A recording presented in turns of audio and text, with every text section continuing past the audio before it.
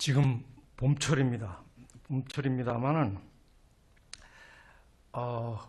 겨울 지나고 봄 되기 전 이 해빈기 지금 이 무렵에 이르기까지 뭐 의사 선생님들 다 아시는 얘기겠지만 노인 사망률이 높다고 합니다. 올해도 제가 아는 노인분들이 돌아가시고 또 빈소를 찾아뵀습니다. 불의의 사고로 일찍 세상을 떠나시는 분들도 계시지만 요즘 대개 제 아는 분들은 8, 90대 그런 어른들의 장례식을 찾게 됩니다. 그런 어른들이 돌아가셨다는 소식을 들으면서 남다른 그런 감회를 갖게 됩니다.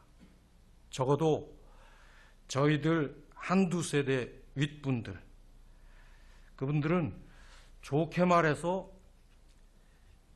과연 그 이야기거리가 많은 인생들을 사셨습니다.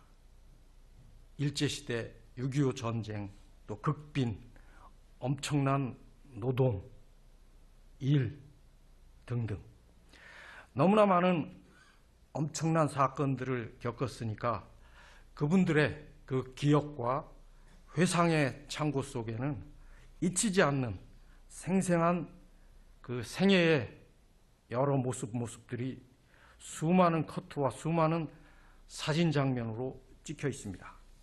그래서 회고담은 엄청나게 다양하고 길고 또 지루할 정도로 깁니다.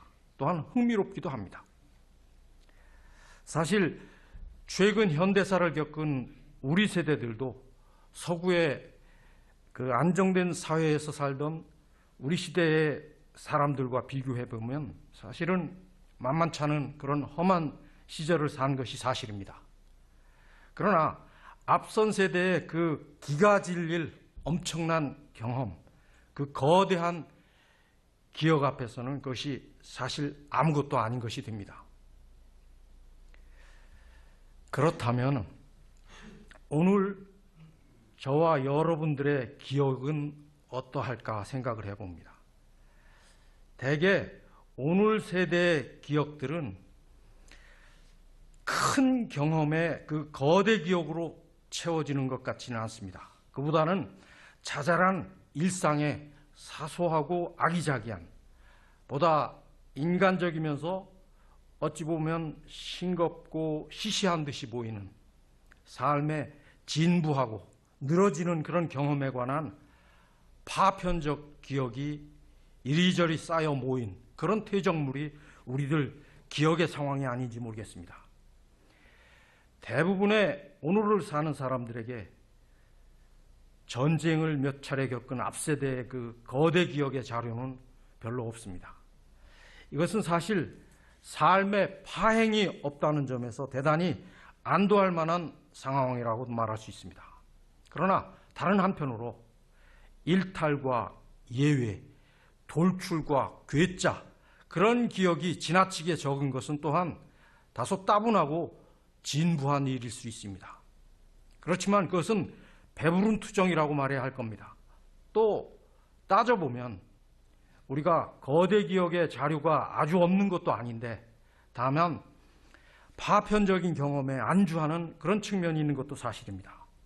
어쨌든 일반적 기억의 상황으로 말한다면 우리의 그 기억에 관한 한 형편은 좀 다소 잡다한 것으로 채워지고 있다, 이렇게 말할 수 있습니다. 곰곰 생각해 봐도 최근 몇 년, 그 빛나는 21세기가 되었는데 그 2000년대 또는 2010년대에 이 사회사 또는 개인사에서 뭐 좀 뾰족하게 기억나는 것이 있는가, 이렇게 생각해 봐도 그렇게 압도적으로 뚜렷한 것이 있다고 여겨지지는 않습니다.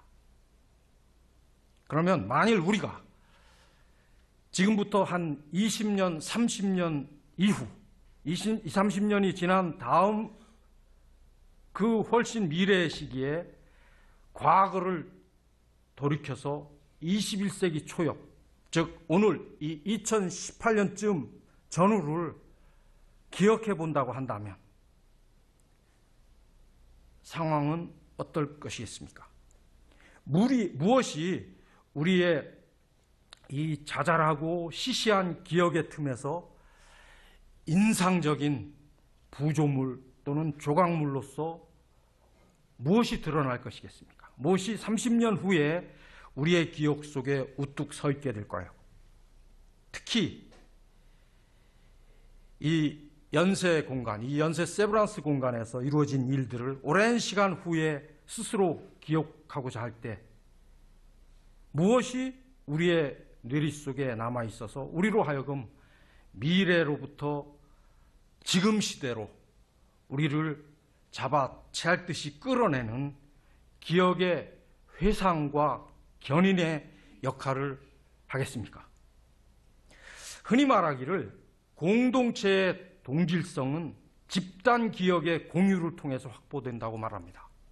즉 예를 들어서 우리들, 여러분과 저, 우리들을 한국인으로 같은 민족으로 의사소통이 가능하고 감각과 느낌, 일정한 가치의 공유 영역을 함께 가지고 있는 엇비슷한 우리들로 만드는 것이 무엇이냐, 이렇게 묻는다고 합시다. 무엇이 우리를 한국인으로 만드냐 하는 겁니다. 그렇게 물었을 때 그것은 핏줄, 혈통 같은 어떤 민족주의적 종족성 같은 것이 아닙니다. 그것은 과거를 공유하기 때문입니다. 과거를 공유하는 도구인 한국어를 갖기 때문입니다. 이렇게 말할 수밖에 없습니다. 역사라는 집단 기억의 집적물을 우리가 공유하기 때문이라는 것입니다. 그렇다면 우리 연세인, 우리 연쇄 세브란스인, 연쇄 의료인은 무엇으로 연쇄 의료인이 됩니까? 우리 모두를 이 연세인으로 묶는 끈은 무엇이겠습니까? 왜 우리는 연쇄 의료인, 연세인이라는 이 공동체 의식을 갖게 되느냐는 것입니다. 여기도 역시 기억의 공유가 있기 때문입니다. 어느 특정 시대에, 어느 특정 공간에서 함께 살았던 그 기억을 공유하기 때문에 우리는 연쇄 의료인이 됩니다. 세브란스, 신촌의 백양로, 청송배 도서관, 안산 그 숲속, 이런 공간들을 함께 나누면서 같이 호흡했던 그 기억이 우리로 하여금 연세인이란 집단 기억의 그 외곽을 형성시킨다는 말입니다. 그 기억들은 모두에게 동시대에 옆으로의 횡적인 유대감을 갖게 합니다. 왜냐하면 이 연세동산에서 여러 가지 소식지들을 함께 읽고 또 여러 축제와 연고전 같은 여러 행사들을 함께 경험하던 2000년대 살고 있는 연세의 이 동지들은 그런 사적인 사소한 경험의 내용이 대충 비슷합니다. 그렇기 때문에 거기에 대한 회상과 기억도 역시 비슷하게 되고 그 사소한 기억들 자체가 끈끈한 동지적 유대를 형성하는 시멘트 역할을 하게 됩니다. 그래서 연쇄의 의료인이라는 그런 결속력 있는 관계를 쉽게 설정할 수 있게 된다는 말씀입니다. 그러한 동시대에 옆으로의 그 횡적인 유대감을 공고히 한 채 지금까지 100년 이상의 모든 연세인 또는 연세 의료인들은 연세 생활을 즐기고 또 사회생활을 해왔습니다. 각 세대의 기억의 공감대를 든든하게 확보한 이후에 말입니다. 그렇다면 이 많은 다양한 세대의 다채로운 기억들을 관통해서 그것들을 통시대적으로, 횡적으로, 종적으로 묶어주는 것은 또 무엇입니까? 시대를 관통해서 시간을 거슬러 오르고 내리면서 이 공간을 출입하며 살다 갔던 사람들의 기억을 묶어주는 기억의 중추, 기억의 뼈대가 되는 건 뭘까요? 무엇이 연세의 과거와 현재와 미래를 이어주는 기억 전달을 가능하게 하는 핵심적 연결의 끈이냐는 것입니다. 연세에서는 무엇이 각 세대의 개체화된 기억이라는 구슬을 끼워주는 든든한 실로서 기능하고 있느냐는 것입니다. 단순히 학교의 물리적 공간을 함께 나눴다는 것만으로는 1930년대의 세브란스 졸업생과 2030년대의 연세 졸업생이 같은 동류감, 일체의식을 함께 나누기는 어려울 것입니다. 또 예를 들어서 오늘 2018년대 그 빠른 음악과 여러 가지 그 유행가들, 정말 젊은이들에게는 이 시대의 격정과 슬픔의 노래를 함께 듣고 공유한다고 합시다. 그렇다고 해서 그 노래나 감정 너머에 있는 정신, 영혼 이런 것과 관련된 사람됨의 속사정에 얽힌 연세인의 공감대를 우리 모두가 형성한다고 그렇게 이르기는 어려울 것입니다.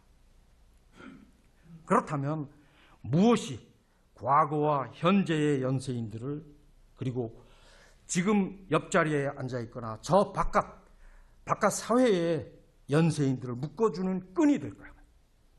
그것은 무엇인가?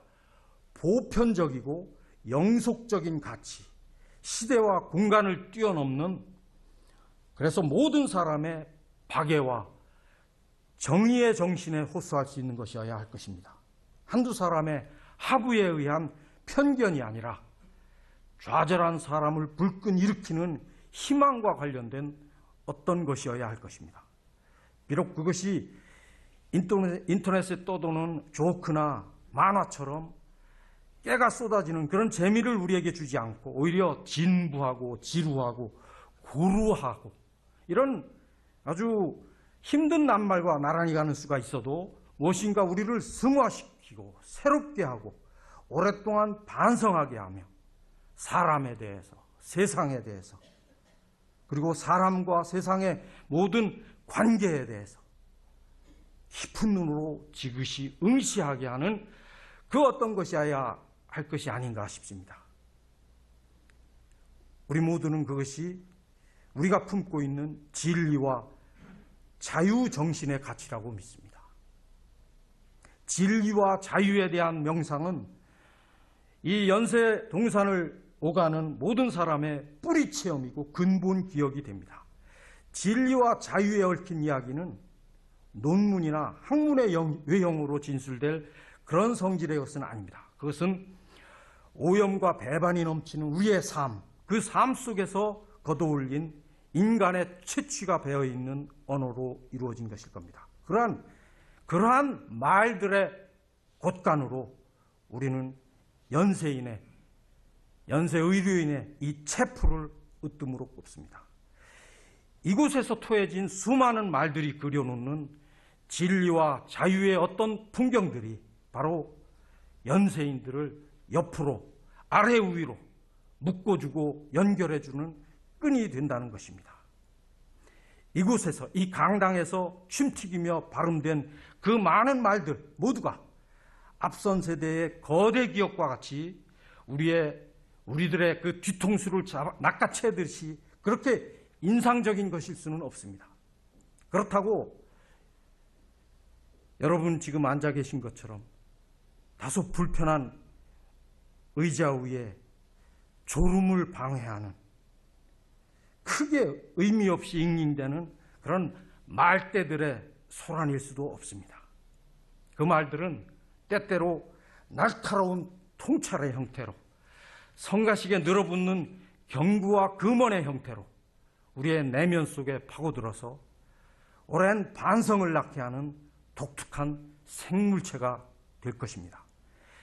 연세가 후세에 전달할 기억 보존의 창고는 이 채풀에서 살아있는 말씀의 모습으로 전승됩니다.